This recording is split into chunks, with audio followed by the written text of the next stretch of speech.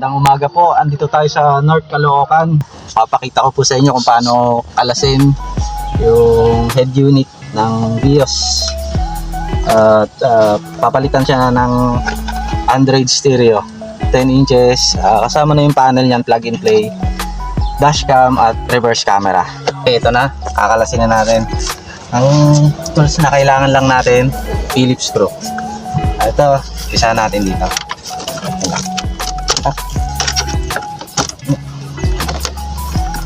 Ayun. Ganun lang. Dali lang. Tapos, apat na Phillips screw. 1, 2, 3, 4.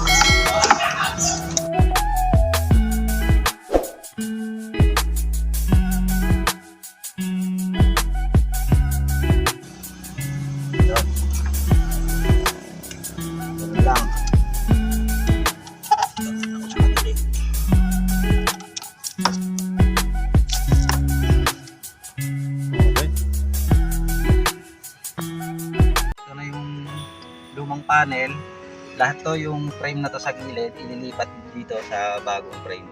So nalipat ko na yung mga clip. Yan, unahin ko tong hazard. Susundutin lang siya natin dito.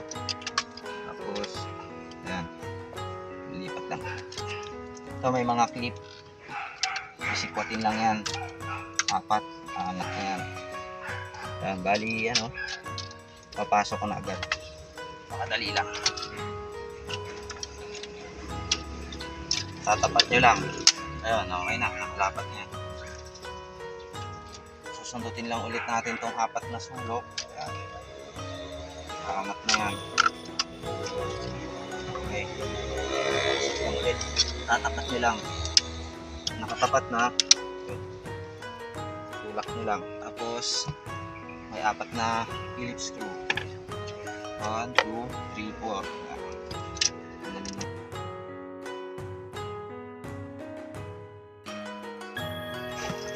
Ayan. Sisikwatin lang natin dito para bumitaw. Ayan. Punta dito, paikot yan. Ito na yung ililipat dito sa likod nito. Kasama to. Ito, kasama to. Lilipat din yan. Naka-clip lang yan. Tulak nyo lang. Ayan, ganyan lang.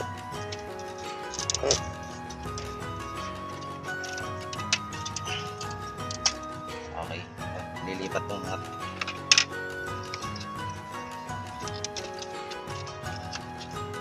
Mapapansin nyo naman yung mga clip nyan. Tutulak nyo lang. Para hindi mabalik. Ayan. Okay. Nailagay na natin yung 10 inches na Android. Bali, apat na screw lang yan. 1, 2, 3, 4. Tapos, yung pinakalikod na frame nung lumang radyo, ito, yung kinalas natin kanina, lilipat lang natin dito. Ayan.